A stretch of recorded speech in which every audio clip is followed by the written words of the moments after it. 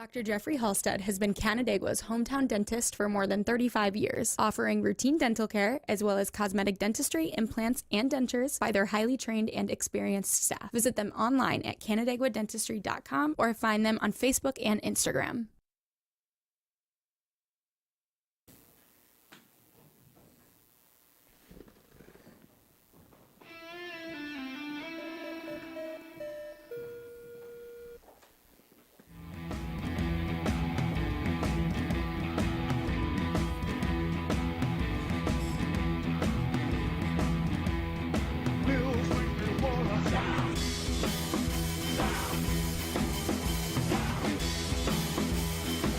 Hello, everybody. Welcome into Bills Weekly here on FingerLakes1.com. I am Paul Russo, joined as always by Jim Sinicropi and Kyle Evans.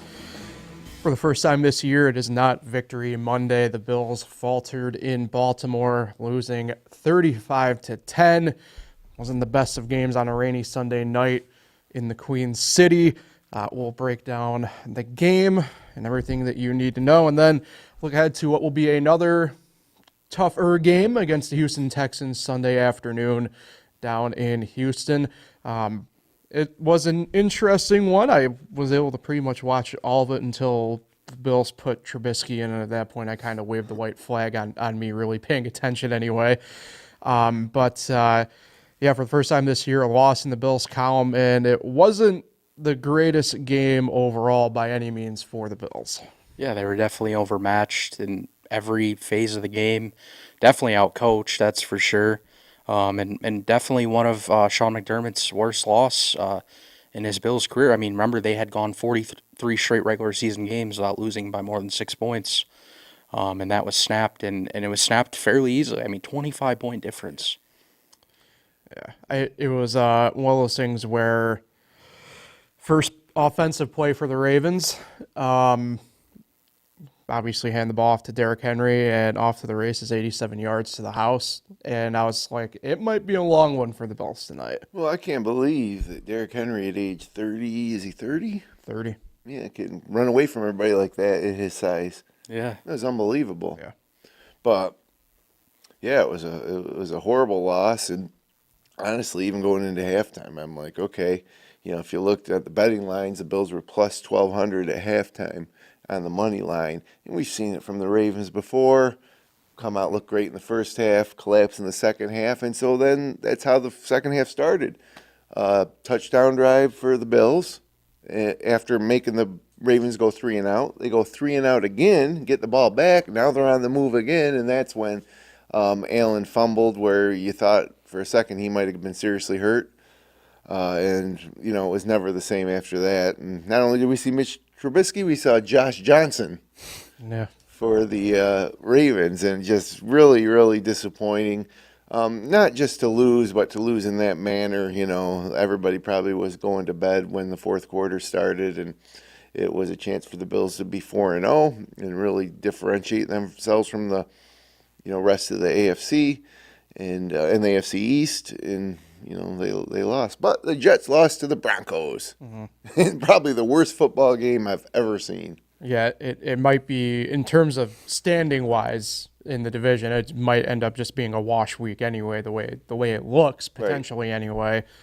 Dolphins obviously play tonight on Monday Night Football, but that's, even from the start of last week, that's now trending to kind of being a pick-'em game, essentially, the way it stands right now. But either way, look beyond that a little bit. It was weird. It was interesting. I don't know if we need to necessarily overreact, but there were some things that didn't look great compared to even the weeks prior. I know for me, one of the things that I really paid attention to that I picked up was really the tackling on defense was not great. Now, I get it. It's tough. It ended up, rain picked up as the game went on and everything like that. And I understand maybe it was a little bit harder. Trust me, I'd been there before as well. But there still is like a fundamental element of it. Like Justice Hill had one where it was like, what are we kind of doing here? Both running backs had a big game. Yeah, it was like flailing tackles, not not really looking Hill and square, if Henry. you will. It just didn't look visually great in that sense. They did stop Henry on like probably 80% of his handoffs. It seemed like they'd stuff him at the line,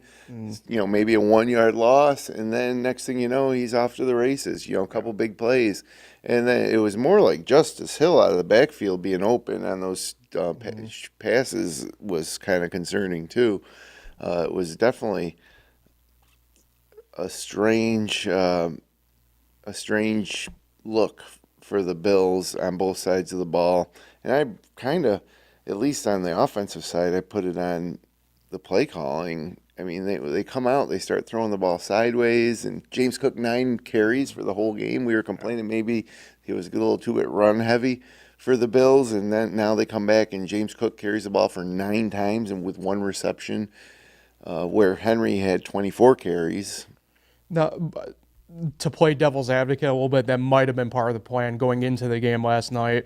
Ravens NFL best run defense. Yeah, bad plan. And Bad NFL plan. worst pass defense. But they didn't throw the ball downfield either. correct. So I don't really. I mean, I guess one bright spot might be Keon Coleman had 50 yards receiving. I don't know, and it's tough to. Had a huge drop down the sideline, though, and then Yeah. he bounced back with those 2 other nice catches. But then Kincaid dropped that ball on the opening drive, which hurt them. It would have gave him a first down. Right. And, yeah, Matt Collins had 6 targets, but only 1 catch. How about Khalil Shakir? 28 straight targets with a completion. That's an NFL record. Did you guys know that? Yep, broke Michael Thomas's record with the Saints. What was that, 2018? Yeah, he's been automatic. He's been really good. He did get injured early on in the game, came back. I don't think he was the same when he came back because he's usually a big yards after catch guy, and he wasn't really moving well. Yeah, let's hope that doesn't linger. But how about Josh Allen being under pressure all night? The offensive line, who's been very good all year, he's sacked 3 times under pressure. I mean, look at all the throwaways he had, which is smart. Remember, in his past, he would try to force things downfield, and it got him in trouble. Still no interceptions, which is good. But obviously the fumble. But that's just a bad play call. Let's be honest there. Like, why were they lining up with him as receiver when they were 1st and 10? They were moving the ball, like you said. They had all the momentum in the world. Yep. They try to get cute for some How reason. wouldn't the Ravens know this trick's coming? You're lining Josh Allen up as receiver. What do you think they're not going to know what's going on here? It was almost the ultimate disaster because when he went down, I'm like, oh man, he just hurt his throwing arm. Like, didn't it look at first like It's really bad. it was going to be bad, but luckily not. Yeah, I mean, that play from the jump was just, I don't know why you're even running, even if he was under center, I don't know why you're running a reverse in that situation the way that they were. It was twofold, that play too, because I actually didn't think it was his arm that was the issue. I thought it was when he got hit after the fact. Concussion, maybe. Yeah, and then obviously the secondary quote-unquote injury in that play was Kincaid, who got jabbed in the eye, which It was a horrible play. got called. But it was just one of those things where it was just like set for disaster right away. And look, I think that kind of comes into what I kind of mentioned, right? It's like I don't think we should be overreacting necessarily. Everybody's going to have a bad, quote-unquote, bad games, everybody top down, but just certain stuff in certain spots, like that play call, for example, just a head-scratcher, like we've said. Yeah, you mentioned Shakir. I want to go to him quick, too, because obviously he gets twisted up, and he ends up having what ended up being the Bills' probably biggest play of the night, which was a 52-yard completion from Josh Allen, who was on the run. Ended up being the bulk of his yardages on his 4 receptions, but I guess for one play and one play only, he was moving decent enough to make it happen. You mentioned the line, and I know we've talked a lot about the defense, and we'll get to that also in a second here, but there was a moment too, the offensive line looked like they were going to be dinged up. Deion Dawkins went into the tent after the first drive. We had an issue. Well, I don't know what the exact problem was, but we had the eye in the sky doctor. I don't necessarily say mess up. I don't think he did or she did, but we had clearance and then not clearance, so we had part of the line kind of in disarray for a couple drives. Just really strange stuff with the offensive line last night for the Bills. Yeah, Josh Allen was taking hits all night, too. I mean, even after the play, he was getting shoved, knocked down. I mean, the Ravens' defense, they were just being very physical. The Bills had not seen that this year, and this was the true test that we talked about. And They didn't pass it. So now we move on. I know we're going to keep talking, but we're going to move on to Houston, another team that's loaded with weapons, and see how they do against another good team that's probably going to be in the playoffs. Yeah. And if they fail that, then I think it's time to panic. But right now, yeah, it's such a week-to-week league. We look around the league, like you mentioned, the Jets lost to the Broncos. The Broncos blew out the Buccaneers. I mean, it's unheard of what's going on right now in the NFL. It's so Yeah, wild. So I guess the Bills are getting a taste of that, uncertainty. And, the Ravens have looked terrible at times this year, but not last night. Yeah. So it's just, what could have been. If the Bills did come out and handle business on the road against the Ravens, all of a sudden, they could be considered Super Bowl favorites. You got Kansas City losing Rashee Rice, looks like, maybe for the year. And they're just running out of weapons.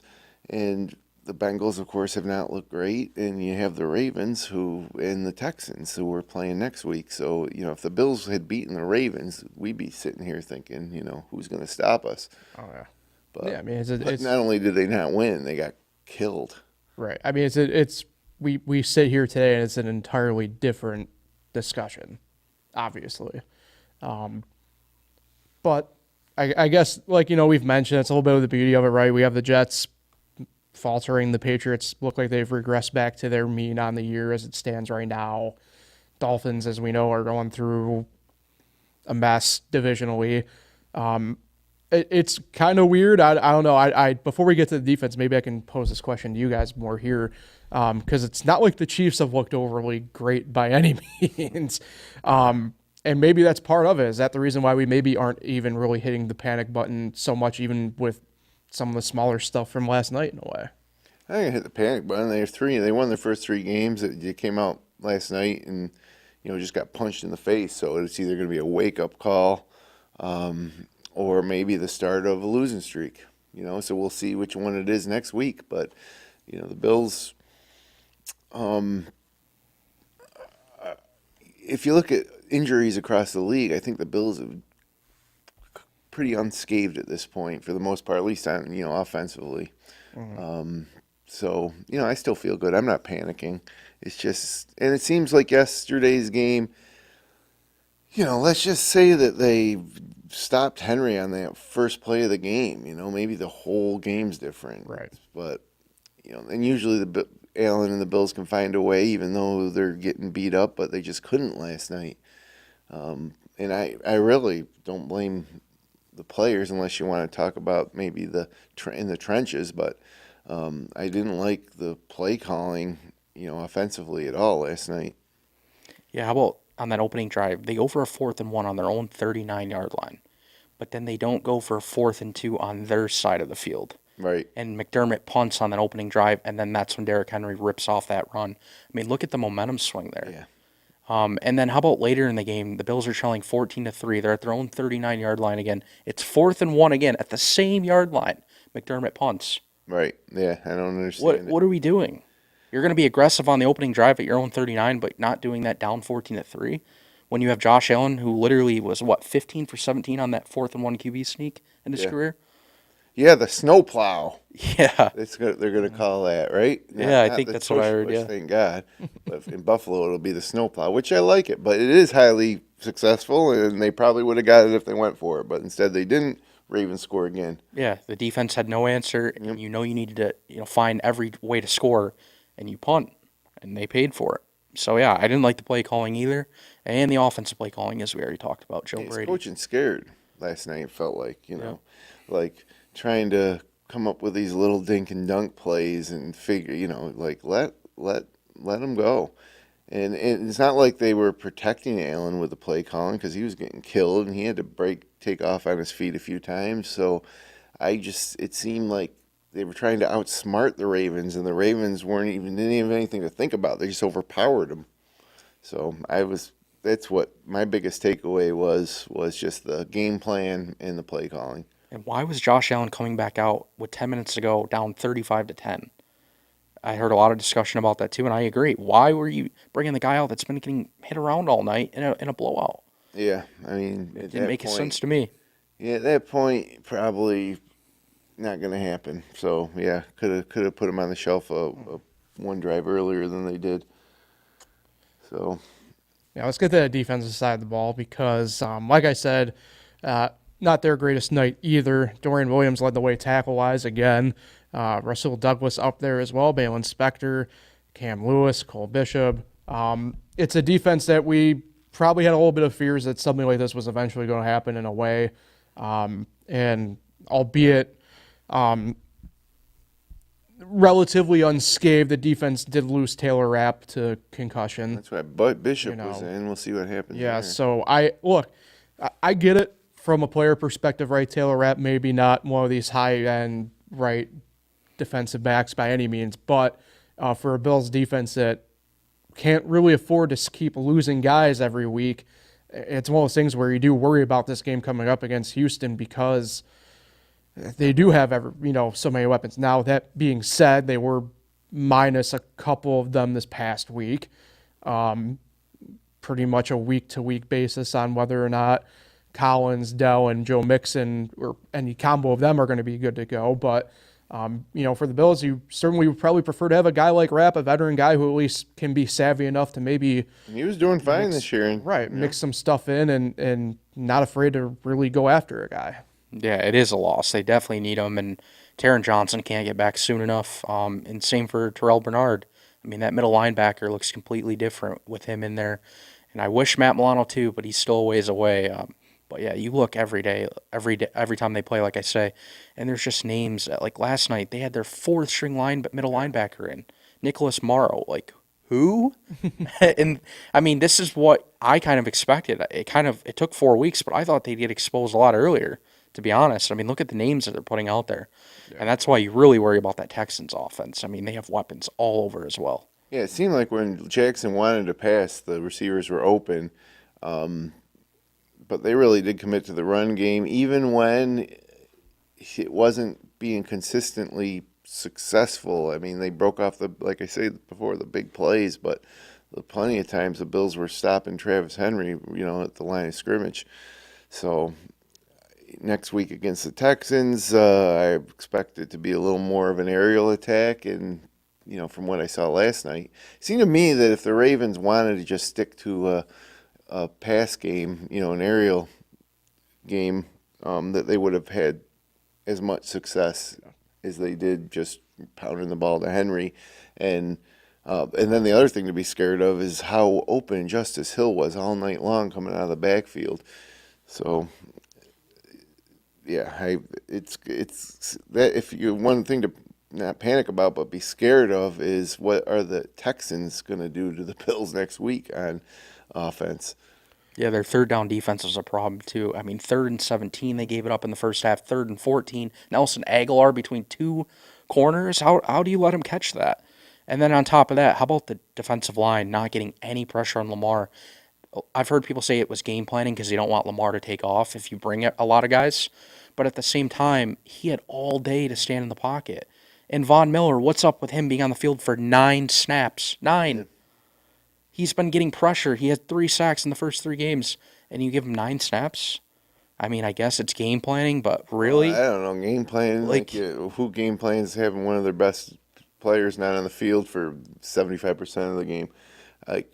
That's why I come back to when I look at the game, it's just I don't know what McDermott and his staff were doing, really on either side of the ball. It just didn't seem like a typical Bills type of game plan. McDermott said it well after the game. He said, our plane ride's only an hour back to Buffalo, but I wish it was 5. We have so much to work on.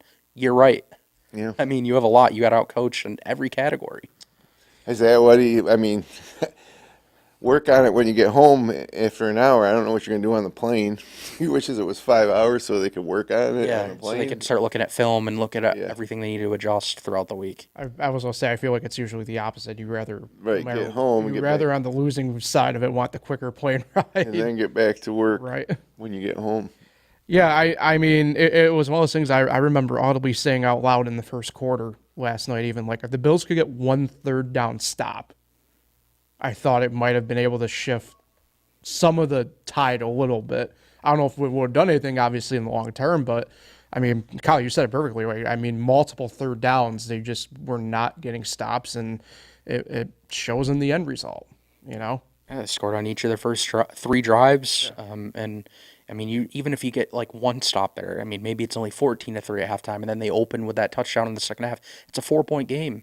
I mean, things are just so different, but I mean, it never was, and I guess you just got to move on. I didn't bet it at halftime, but I wanted to, and I'm glad I didn't in retrospect. But I like watching the lines change during the games, and when they went into halftime, you could have put $10 down to win 120 on a Bills winning, and it just seemed to me like, of course, they're going to come out in the second half, they're going to score, they're going to stop them, they're going to score again, and this game will come down to the end. The Bills might lose in the end, but it's not. The Ravens aren't going to keep this. Because you've seen it before so many times, not only in Bills or Ravens games, but in the NFL in general. So, but it definitely didn't happen. And the second half started like it was, and they let them off the hook a little bit. It seems like the Ravens, if you can put that little bit of pressure on Lamar Jackson, that he starts to regress a little bit. And they just made it easy for him all night. Yeah. So. Yeah, and I mean, they did. I mean, there was a couple times where the spy did do its job. Balin Spector had the lone sack of the night for Buffalo, but kind of like you mentioned, clearly they were afraid to probably have him get out and run. But you can curb. There are easy ways to kind of curb that, and they simply didn't in the long run.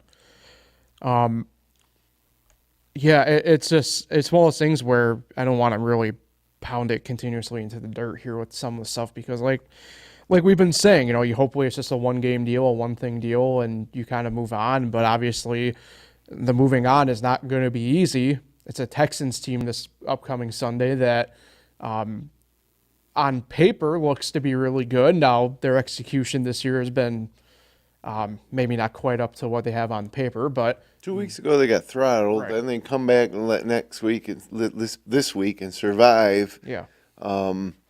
So it's going to be a really, really interesting game. Yeah.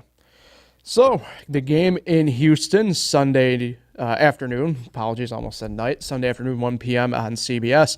No need to worry about the weather. NRG is a dome. The Bills currently in the very early betting window, a 1.5 underdog. -104 on the money line. Your over-under of 46.5.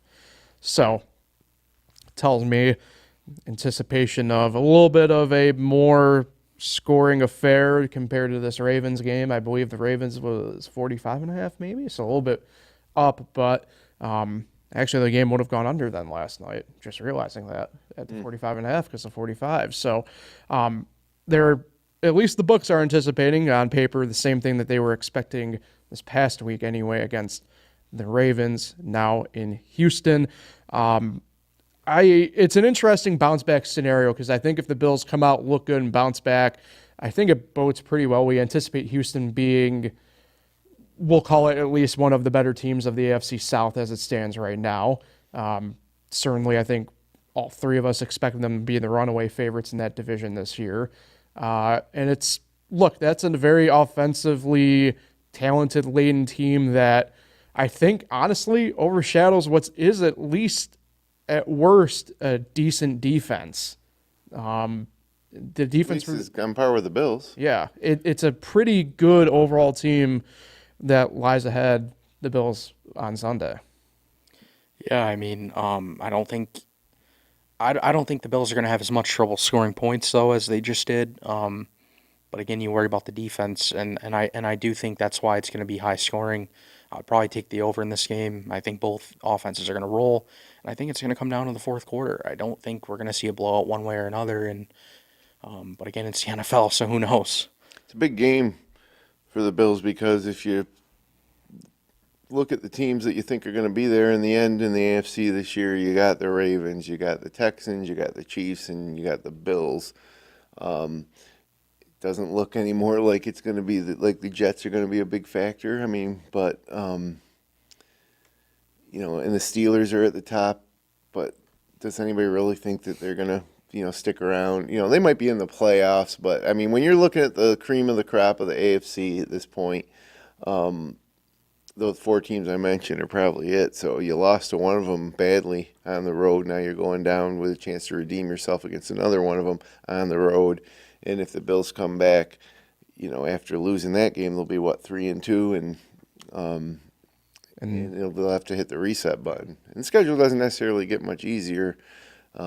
It does get easier towards the end of the season a little bit, but I think it's a big game for the Bills to keep their momentum and solidify their spot as a top contender in the AFC. If they lose next week, I don't think we can include the Bills in those elite teams in the AFC anymore until they crawl their way back and prove to us that they are. Yeah, I mean, and so you go through the schedule, right? After this weekend, Monday Night Football at the Jets. You probably have a bit Where of the Bills don't play usually as bad as the Jets have seen. The Bills don't do too well in that spot. Right. And then if there is an out of sorts in the schedule, it's week 7 home against the Titans, who let's be honest. Yeah, we'll see how they do tonight. Right. And then at Seattle, home against Miami, at Indianapolis, and then home against the Colts, and that's week 11 before they get to the bye week. Tell me they got the Colts back-to-back, home and away? No, it's home against Miami, at the Colts, and then home against the Chiefs in the Chiefs, the bye okay. week. Yeah. Yep.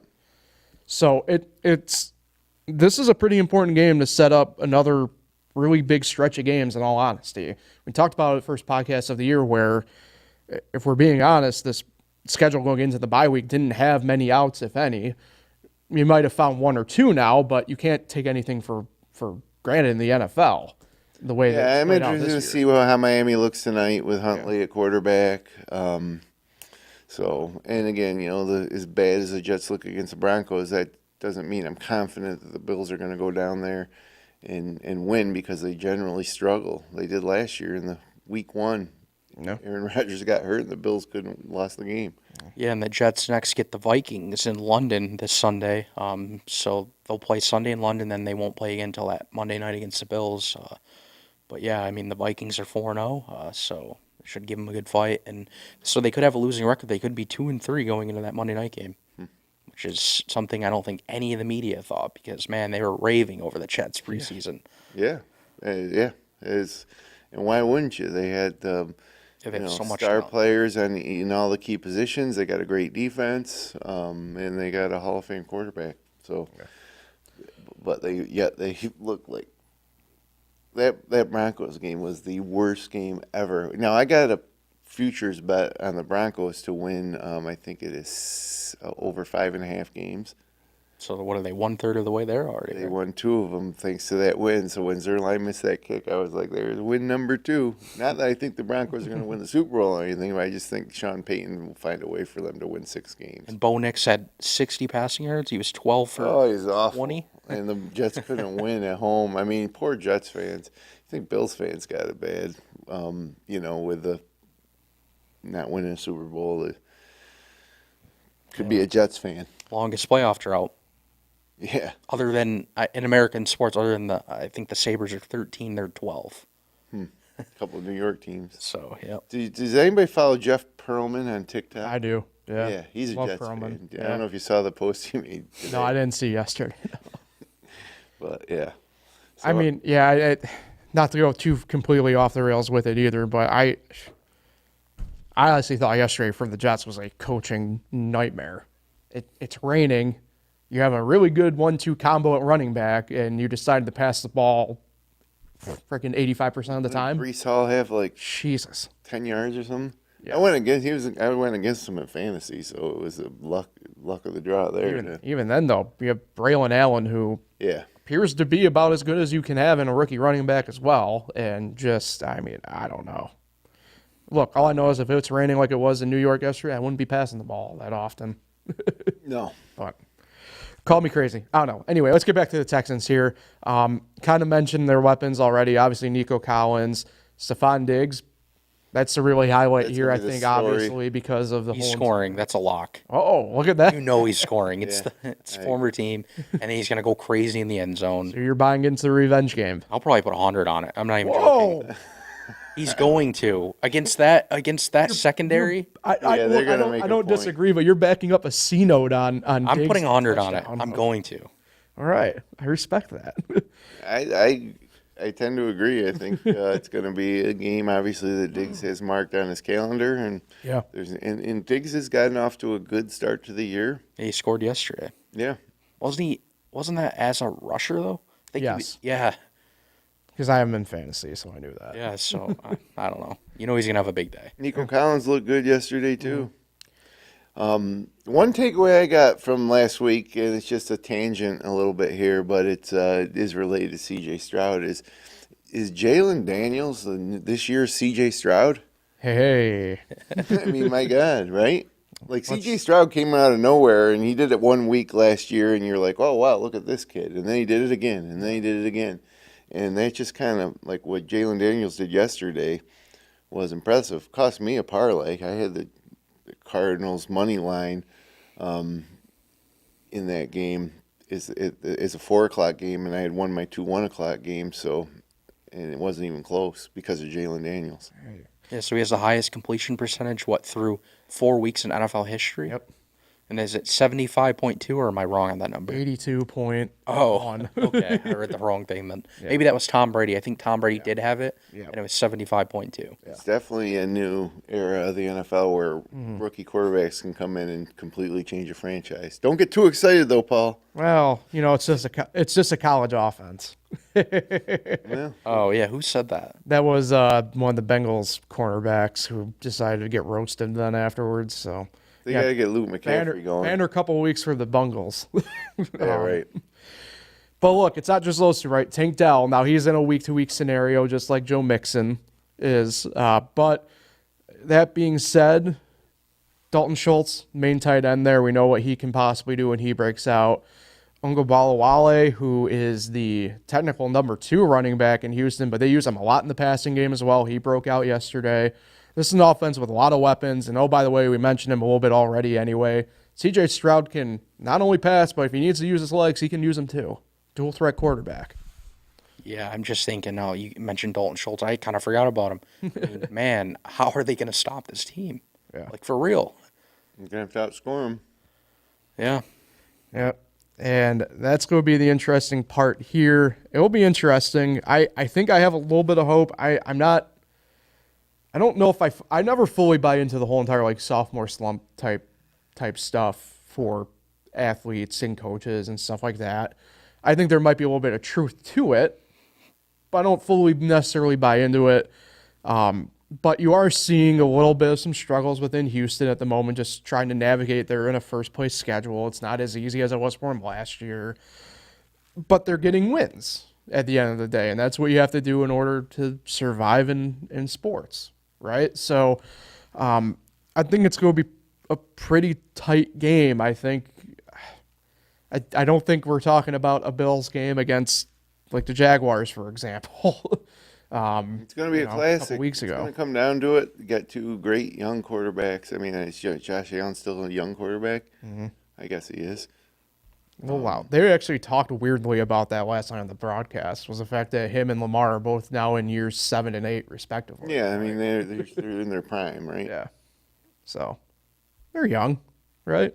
It should be the game of the week. Next week should be Bills Texans. It's a huge game for both teams in the AFC, and it should be a lot of fireworks. Mm-hmm. Don't tell that to CBS though. Where's the game? Their A game is technically the Rams Chargers next week. Oh boy. Yeah. Not great. No, the Rams have been super disappointing. They've been banged up, but yeah. So I'll jump in.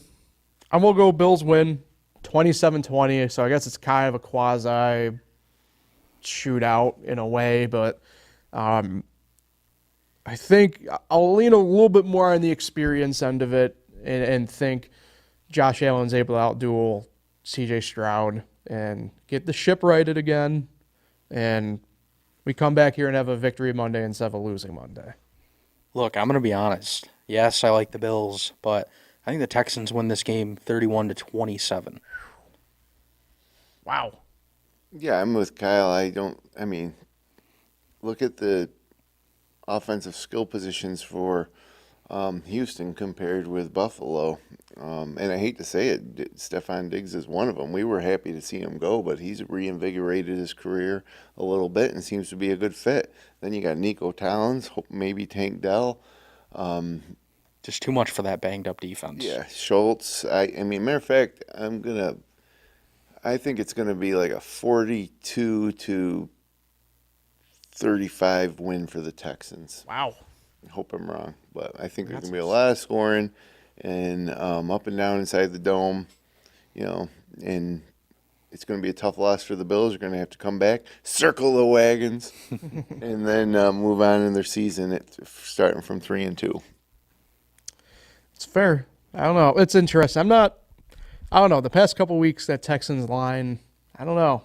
The Texans have been inconsistent, but unless Josh Allen's gonna totally put this team on their back and have just an amazing performance for 4 quarters, the Bills don't have enough weapons to match what Houston has. And they also don't have the depth on defense that Houston has. So it's just tough to see how the Bills come out on top. Now I hope they do, obviously, but I just can't. I don't see it. Yeah, I think it's going to take a minimum of 30 points to beat this Texans team. And I'm not sure they'll get there. I mean, they did score 30 in their first I think the 3 Bills games. can get there, but I don't. I think the Texans will probably score more. Yeah. Yeah, I think they're basically going to be able to do whatever they want. And Bills need to take away like 1 or 2 takeaways at some point, in key situations to flip the tide, and then maybe the Bills can prevail. Because granted, that's the one thing that the Bills have been really good at is protecting the football for the most part. But Bass missed a field goal last night too. Just we haven't talked about that at all, but. We're definitely going to see more kicker talk this week. They're definitely going to work out a kicker. Maybe they'll actually sign one to the practice squad. But again, is there really a better option out there than Tyler Bass? Because the ones they worked out, the one guy was 0 for 2 this year. I can't remember who he kicked for. Was it Anders Carlson or there's another one? I just don't see how these kickers are better. Carlson in New York, right? Yeah, so one of them's 0 for 2 this year. I forgot what team he was with. So again, are you really going to find a better one than Tyler Bass? I mean, he did hit one from 50, right down the middle. Yeah. Then he goes and misses wide left on a 48-yarder. I mean, he's definitely been not super consistent, but at the same time, I mean, he hit a 50-yard field goal. It's a tough spot because there's. Then you got Young Shuku. Well, I was about to say there's a few teams that I think are going to be having kicker discussions this week. And Packers.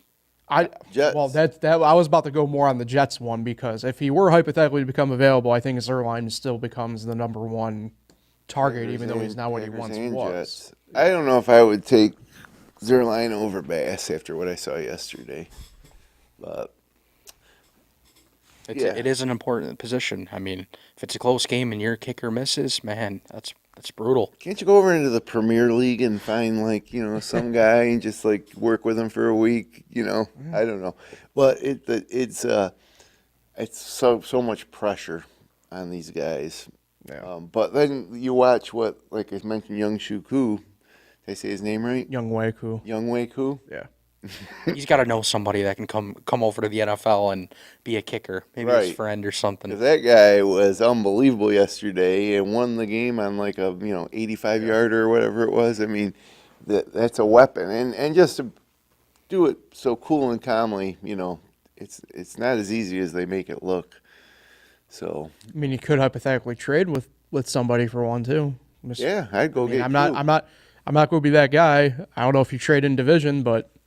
I mean, Washington had him last year. Patriots have him this year. He knocked one from 61 yesterday. Joey Sly, he's got a leg. I'm just saying, putting it out there in the ether. If the teams are bad, they might be willing to part with their guys. You ever remember seeing somebody trade for a kicker in the last 10 years in the NFL? Does anything ring a bell? No, I don't. I can't think of anything off the bat. Was Janikowski a trade, or was he a free agency one? Well, he got drafted by the Raiders. Right, but he also ended up going to, Seattle for a year? I'm trying to remember. I'm trying to pull it up. I would imagine that would probably have been a free agent signing. I'm assuming. Nick Folk was traded from the Patriots to the Titans. Oh. I don't have the year yet. 2023. Yeah. Okay, well, maybe it'll But happen. that was in preseason, but I don't know. Will Lutz was traded from the Saints to the Broncos. Oh, Washington traded literally this offseason for Cade York. So I guess there is kicker trades. It's just, well, I guess we don't really hear about them because they don't go crazy over the media about a kicker trade. Special teams matter. Like, it's probably not really much talk on ESPN when there's a kicker trade. Yeah, and I'll stick with Tyler Bass. There's one guy I would He's sign. not the best, but he's not the worst. There's one guy I would sign to the practice squad if I'm Buffalo. Who? Andre Schmidt. The pride of Syracuse. I don't know. Tyler Bass, I think you got to roll with him a little longer at least. Yeah. I mean, it's fair. It's just one of those things where I don't know if you can keep getting away with doing 3 or 4, you know.